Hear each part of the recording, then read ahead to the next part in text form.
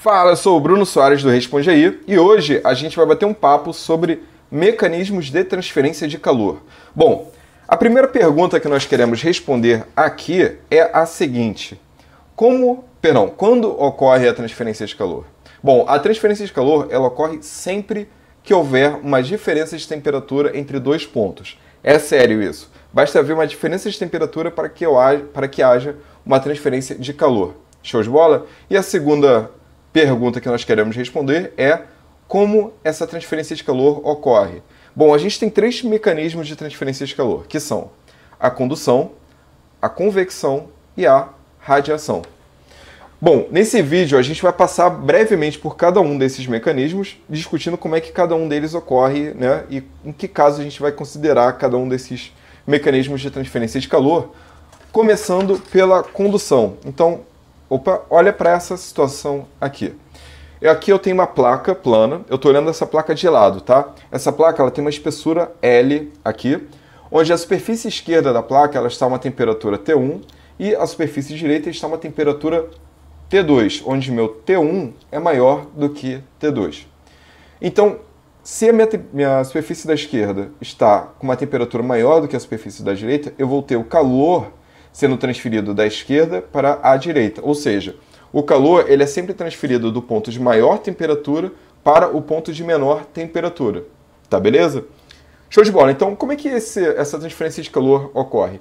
Repara que os átomos aqui perto da superfície T1, que tem uma maior temperatura, eles possuem uma maior quantidade de energia. E eles vão transferindo essa energia para os átomos aqui, ó, alaranjados com pouca energia, através de colisões. Então é assim que o calor é transferido por condução. Então, na condução, a transferência de calor ela ocorre no interior do material. E como é que a gente faz para calcular essa transferência de calor?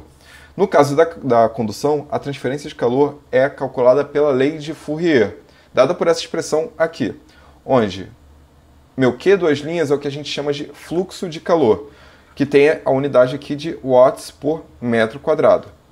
E o K é o que a gente chama de condutividade térmica. A condutividade térmica é uma propriedade do material, beleza? E ela pode ser apresentada com essa unidade de medida ou com essa unidade de medida. Repare que a única diferença entre esse cara e esse cara é que aqui eu estou colocando graus Celsius e aqui eu estou colocando como Kelvin.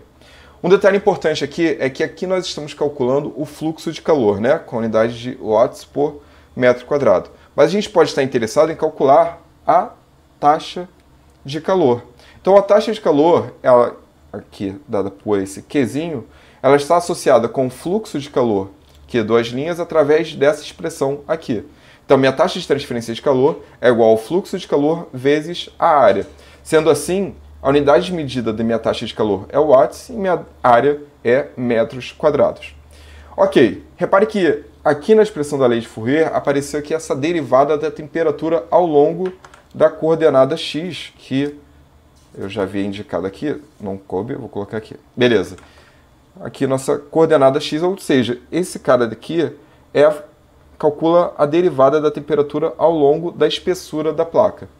Tá, caramba, Bruno, vou ter que então ficar calculando derivada isso? Bom, raramente vai cair alguma coisa na prova que você tenha que calcular de fato essa derivada. A não ser que o problema já te dê a forma como a temperatura está distribuída no corpo, beleza?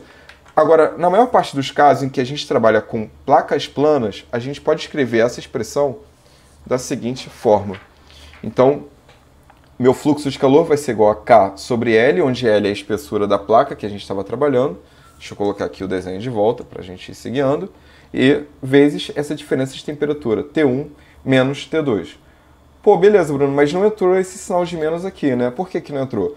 Esse sinal de menos, ele está aqui só para nos dizer que o calor ele é transferido do ponto de maior temperatura para o ponto de menor temperatura. Aqui a gente já reorganizou a expressão, então, para placas planas, na maioria dos casos a gente consegue calcular o fluxo de calor através dessa expressão aqui. Show de bola, entendemos então como ocorre a condução, vamos para a convecção. Bom, a convecção é um mecanismo de transferência de calor em que um fluido aquece ou resfria uma superfície. Então a ideia aqui é basicamente a seguinte, olha só. Eu tenho essa superfície aqui a uma temperatura TS e um fluido que está passando aqui, trocando calor com essa superfície, a uma temperatura T infinito aqui. Aqui eu estou supondo que a minha temperatura da superfície é maior do que a temperatura do fluido, ou seja, o meu fluxo de calor ele vai do ponto de maior temperatura para o ponto de menor temperatura. Assim, o fluido que está passando aqui, trocando calor com a placa, ele vai apresentar o seguinte gradiente de temperatura. Vai ter uma coisa mais ou menos assim. Até que, a partir desse ponto, qualquer fluido que passe aqui em cima tem essa temperatura T infinito. Na maior parte dos casos, a gente não está interessado nesse gradiente de temperatura aqui. Estou só te mostrando para você ter uma ideia de como isso funciona, beleza? Ou seja, o fluido, as partículas de fluido que estão em contato com a placa, elas têm essa temperatura TS. E aí, essa temperatura vai diminuindo, no caso, né, do fluido ter uma temperatura menor do que a temperatura da placa, até a temperatura T infinito, que a gente define como sendo a temperatura de escoamento livre, ok? Tá, como é que a gente faz então, no caso da convecção, para calcular esse fluxo de calor? No caso da convecção, o fluxo de calor ele é dado pela lei de resfriamento de Newton, que é dado por essa expressão aqui.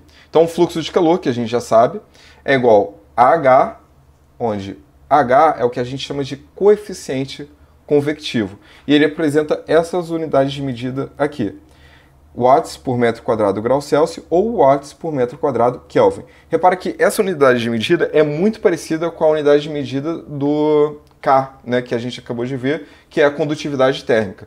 A diferença é que no K, na condutividade térmica, aqui no denominador eu só tenho metro e aqui no coeficiente convectivo eu tenho metro ao quadrado. Show de bola? Além disso, o TS é a temperatura da superfície, que pode ser dada em graus Celsius ou Kelvin, e T infinito é a temperatura de escoamento livre, né? Ou temperatura de corrente livre, também dada em graus Celsius ou Kelvin. Show de bola? Ok, beleza. Já sabemos então como calcular a taxa de transferência de calor e o fluxo de calor por convecção. Por último, agora falta a radiação. Opa, ok. Vamos aqui para a radiação. Qual é a ideia da radiação? Diferente da convecção e da condução, onde a gente sempre precisava de um meio material para transferir esse calor, na radiação não é necessário um meio material. Então, olha só, a ideia basicamente é a seguinte. Eu tenho essa superfície envoltória aqui, que está uma temperatura ambiente aqui, T ambiente, e eu tenho essa superfície T que está a uma temperatura... Perdão, tem essa superfície que está a uma temperatura T, beleza? Eu estou partindo do princípio de que a temperatura da minha placa é maior do que a temperatura ambiente, ou seja, eu vou ter o fluxo de calor saindo da placa para o ambiente. A questão aqui é a seguinte, qualquer corpo que possua uma temperatura acima da temperatura de zero absoluto, ele emite radiação. Então, o fluxo de calor através da placa vai ser igual o fluxo de calor, ele vai ser igual à quantidade de energia que está saindo da placa menos uma certa porção dessa radiação que está incidindo sobre a placa. Essa porção eu vou chamando aqui de alfa. No final das contas, né, aplicando aqui um pouco das propriedades de radiação e reorganizando essa conta, a gente consegue então calcular que o fluxo de calor por radiação, ele é dado por essa expressão aqui, onde epsilon é uma coisa que a gente chama de emissividade, que é um valor entre 0 e 1. O sigma é uma constante, é um valor constante chamado constante de Stefan Boltzmann, que vale sempre, né, que já que é uma constante, 5,67 vezes 10 elevado a menos 8. Show de bola? E aí, um detalhe importante aqui é que para a radiação a temperatura tem que estar em Kelvin. Diferente dos outros casos que nós vimos, em que a temperatura poderia estar em graus Celsius ou Kelvin, aqui ela precisa estar em Kelvin porque a gente vai elevar esse cara aqui à quarta potência.